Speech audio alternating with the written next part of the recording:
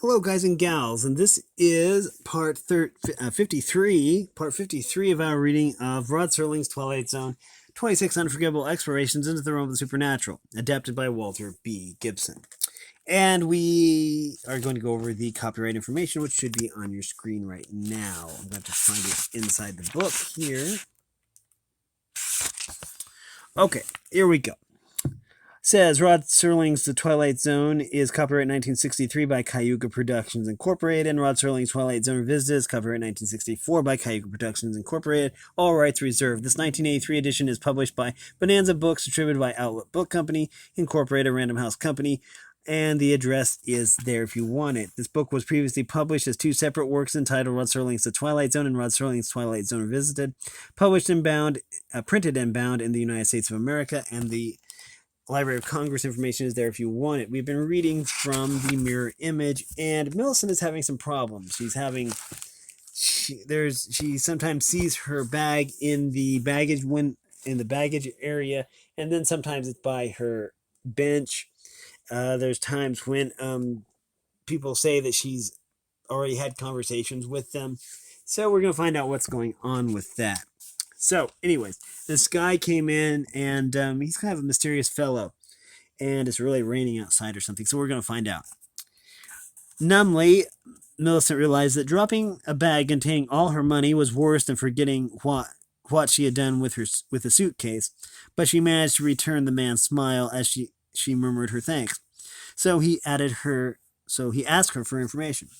"The bus is late, I hope." "Yes, over half an hour late." "You mean the Cortland bus, don't you?" "That's the one. If it wasn't late, I would have missed it for sure. I shouldn't even be here." The young man paused, knowing how Millicent's smile had faded, showing her face to be drawn and white. "Pardon me, miss," the man's tone showing concern. "You aren't ill, are you? Is there something I can do?" "It's just that odd things have been happening. I guess I've been seeing things." "Seeing things?" The man's smile broadened. "What sort of things?" "Maybe I shouldn't tell you." Millicent gave a nervous laugh that seemed discordant in her own ears. "You might call the police or an ambulance or something." "Tell me, and maybe I can help. My name is Grinstead. Paul Grinstead. I'm from Binghamton." "I'm Millicent Barnes." Her tone was still hollow. She looked around almost wildly. At least I was Millicent Barnes. I'm a private secretary, and I've just taken a job in Buffalo. That's where I'm going tonight, to Buffalo. Millicent finished on an earnest note, as though hoping to convince this new listener that she was sound of mind as well as sincere. Paul promptly responded in the same vein. "I was supposed to be in Syracuse tonight, but the planes are all grounded. I took a cab from Binghamton, and we got stuck in a ditch, and I had to hike 2 miles to get here." He took off his soaked raincoat, shook it, and draped it over the bench. "I'm about 4 hours away from Binghamton, and about 5 minutes away from pneumonia." He paused to deliver a friendly smile. "That's my story. Now go on with yours." It's not quite that rough," Millicent began. Then, with a sudden frown, she amended. "Maybe it's rougher. All my troubles have been right here in this bus station. The ticket man says I've asked him about the bus 3 or 4 times, but I'm sure I've only went up to the window once. The woman at the lunch counter claims I was there before, but I am sure I wasn't. And then when I looked for my suitcase," Millicent broke off as she looked toward the end of the bench, then added with a suppressed scream, "It's gone again." With a smile, Paul reached behind his draped coat and brought the suitcase into sight, saying, "Sorry, I didn't mean to hide it. I thought for a minute it was starting all over again," Millicent confessed. "The ticket agent said I checked my suitcase, and there was one that looked just like it in the baggage room. But when I came back from the lunch counter, my bag was here, and the one in the baggage room was gone." Paul glanced toward the ticket window and studied the drab-mannered man behind it. With a shrug, he remarked, "That character doesn't look energetic enough to go playing tricks with suitcases. Who else could be doing it?" "No one," replied Millicent. "No one unless—" She paused warily. "You'll listen if I go on, won't you?" Paul Grinstead nodded. "Go on." "When I looked in the mirror behind the lunch counter," Millicent gestured in that direction, "I could see this bench where I am now, and I saw. Just what did you see, Miss Barnes?" "I saw myself sitting on this very bench." In one brief moment, Millicent realized that she had raised the real issue too soon. With all his sympathy and understanding, Paul Grinstead couldn't quite accept that. Who could? Not even Millicent herself. With that, she decided to backtrack. "You're thinking I had some kind of delusion," she declared frankly. "But I'm not really ill. I don't have a headache. I'm not running a fever. But it isn't just seeing things that don't exist. Why did the ticket man, why did the lunch counter woman, why did they both think they had seen me come there before?" "I don't know," Paul replied. "It's tough to figure." "It is tough," Millicent returned, confident that she was winning her point, "because whatever it was, I saw the same thing. We all saw the same mirror thing, which is about the best thing to call it. Maybe there's a couple crooks." "Oh, maybe there are a couple of crooks." Millicent's sweeping gesture included the ticket officer and the lunch counter, with their present personnel. "But I'm not. Maybe they see crazy things regularly. I might too if I spent my life behind a ticket window or a lunch counter. But they shouldn't unload those ideas on you," Paul said. "Is that it?" Then, as Millicent nodded, he questioned, "You've never had any mental problems, have you?" He waited for her head shake, then assured her, "Of course you haven't. That means there is an explanation somewhere." "Right," Millicent agreed. "But like what?" "Like someone who looks like you, or someone you know may be playing a joke on you or something." Millicent's dander was really up by now. "Look, Mr. Grinstead," she said firmly, "I know I'm shuffling off to Buffalo, and you're wading in from Binghamton, or staggering on to Syracuse. Whatever the case may be, what would you think if your double showed you? What if you? Uh, what would you think if your double showed up here? Do you have any friends who would come this far for a gag?" "I guess not," Paul spoke, as though he had been fully convinced. "Why, they couldn't even get here to begin with." "That's how I feel," agreed Millicent. "Maybe my problem was just frustration. From the moment I walked in here, I wanted to hear them call, 'All aboard the bus for Buffalo.' And my worries would have ended there, wouldn't yours?" "You're right, Millicent. The sooner we go somewhere." A great roar interrupted, punctuated by the stabs of a bus horn that was followed by the throbbing whimper of a diesel motor. The ticket agent laid his magazine aside and bawled out the announcement. "Bus now arriving for Cortland, Syracuse, Buffalo." Paul Grinstead picked up Millicent's suitcase and said, "Let's go." He had his coat over his other arm, and he was carrying his attaché case too. But his broad smile showed that he didn't mind. The elderly couple arose from the far bench and also moved towards the platform.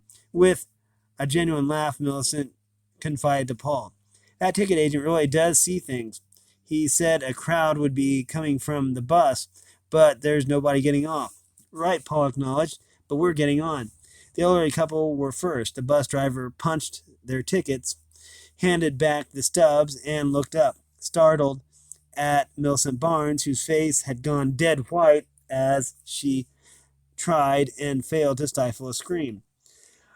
There, framed in the bus window, was a lone passenger who either had arrived on the bus and stayed there or had slipped aboard unseen, ahead of everyone else, for this very bus station. Oh, from this very bus station. That passenger face was one that Millicent knew all too well. It was her own. Now Millicent was backing away toward the swinging door leading into the bus station. Then, with the same mad impulse that she had resisted earlier, she turned about and made a dash for freedom, but not out into the open. She was going back into the very trap that she had been so eager to escape, and Paul was hurrying after her.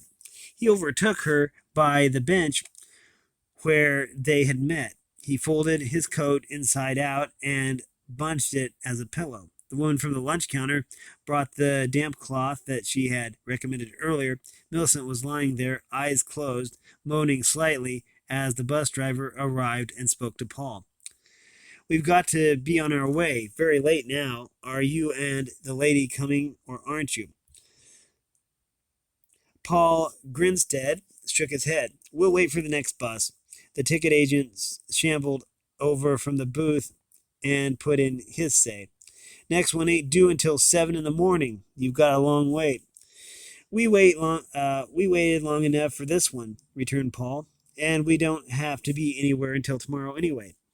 The bus driver turned and went out to the platform calling, "Okay, folks, we're on our way." A mingling of roar and rumble followed, and the bus was off. Silence resumed its sway as the city bus terminal, at the city bus terminal. But it was a deeper silence than before. The ticket agent flicked off some of the lights, reciting, "When not in use, turn off the juice. That's my motto." In the gloom that followed, the lunch counter woman came over and spoke to Paul. "I'm closing for the night and going home. I hope she gets to feeling better." The woman gestured towards Millicent, who by now appeared to be asleep, but offhand, "I'd say she needs medical help." The woman tapped her forehead as she spoke, "if you know what I mean." The counter woman practically had to feel her way out of the bus terminal, for it was almost dark now. Anyone coming in would be guided by a few dim lights, and the ticket booth, where the agent had resumed his reading, served as a final beacon. In fact, it was the light from the caged window that vaguely illuminated the bench where Millicent was lying, throwing patterns of darkened cross lines upon the girl's huddled form, while Paul watched from the shadows beyond. For seemingly interminable minutes, the tableau continued. It might have lasted until passengers began arriving for the early morning bus, as they would be doing 4 or 5 hours from now, but suddenly Millicent stirred.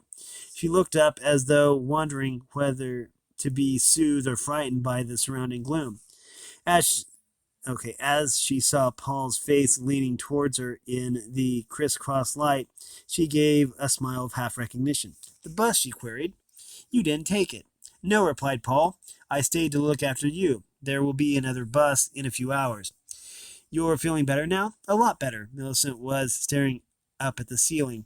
"I once read something about parallel planes of existence, like twin worlds side by side. Each of us has a counterpart in the other plane, and sometimes the two worlds converge. The counterpart steps into our place and takes over. Maybe the woman I saw, maybe she was my counterpart." "Snap out of it, Millicent," Paul interrupted. "There's got to be a more rational explanation. Anyway, we won't have to wait for that bus. I have a friend in Tully. I'll call him and have him bring his car down here and drive us to Syracuse, all right?" Millicent nodded, then closed her eyes again. Paul walked over to the ticket window and asked for change to make a phone call. The ticket agent had heard all that was said, and now he expressed his opinion with a snort. "Parallel planes, twin worlds. No wonder she's off her rocker. Believe in that stuff. Are you going to call your friend in Tully, the one with the car?" "I haven't any friend in Tully," Paul confided. "I just wanted to to make it easier for her.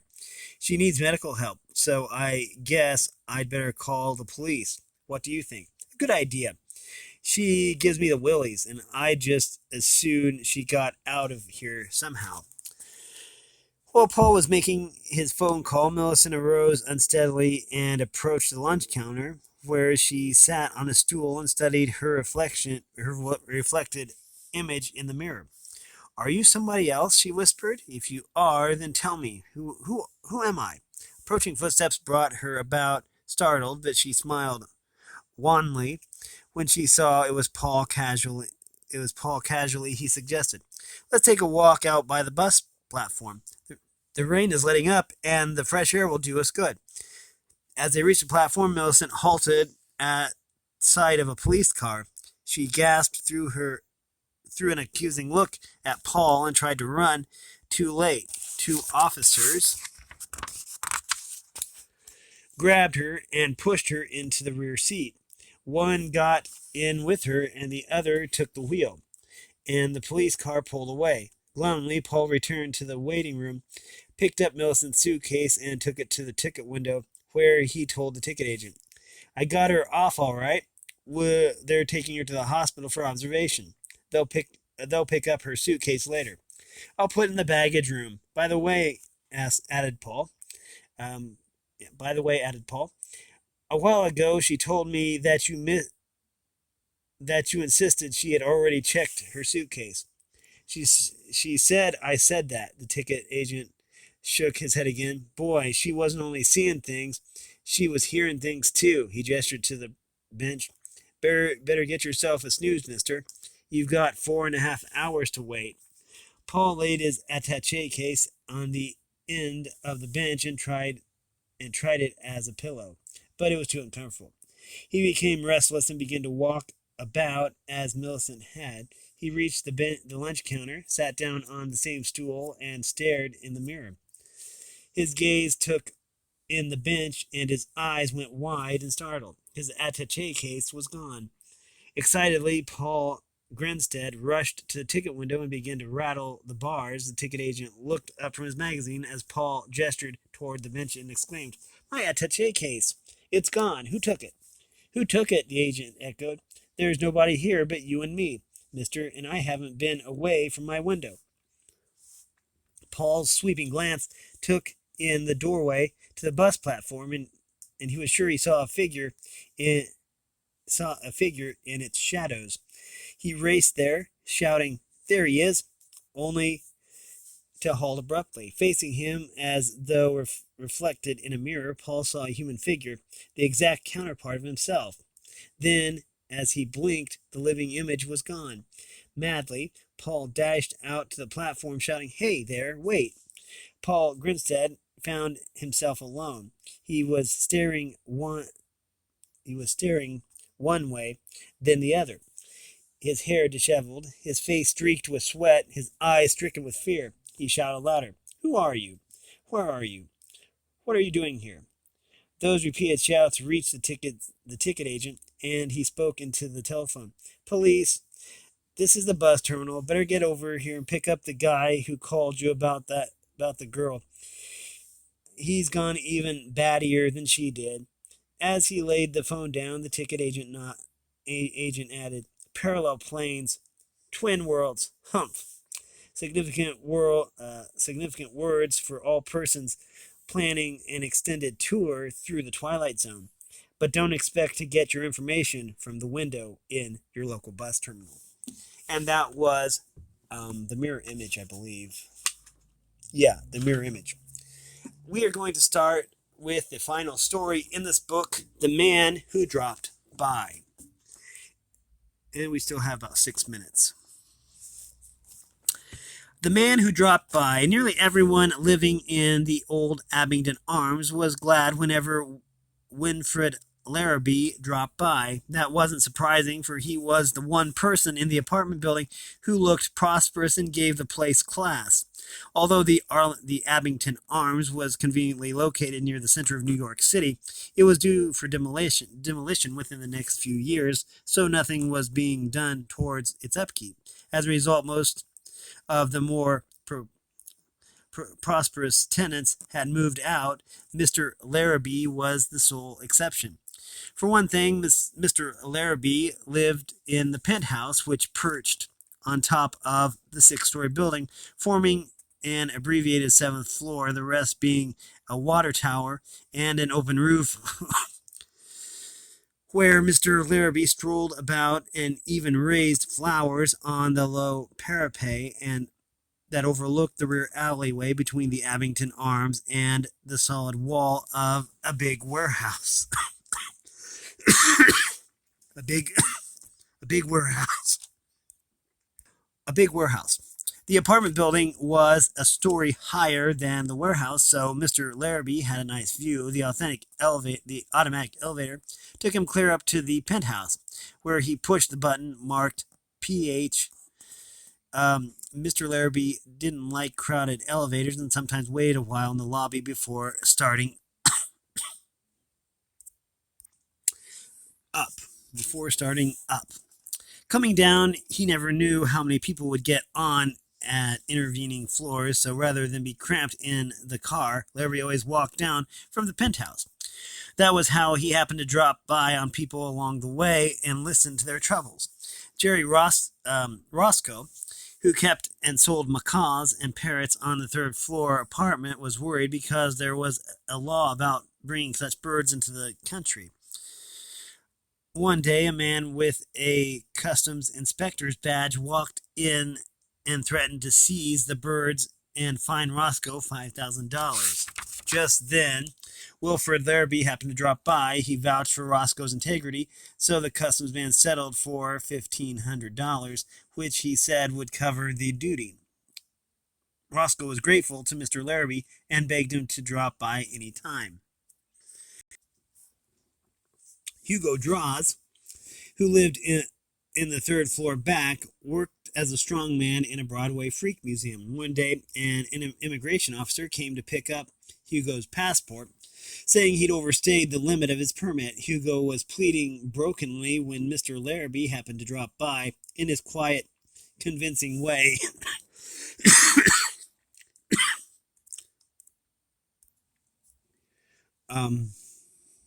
In his quiet, convincing way, he insisted that it was a mere oversight on Hugo's part.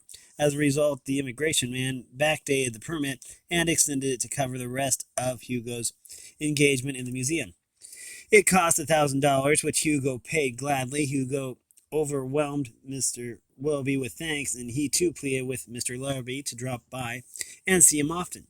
One day, Mrs. Agatha Tolliver was sobbing in her fourth-floor front apartment when Wilfred Larrabee dropped by. He learned that Mrs. Tolliver, who ran the ground floor beauty shop, was being sued by an actress who had come to have her hair bleached for a part she was to play in a new show.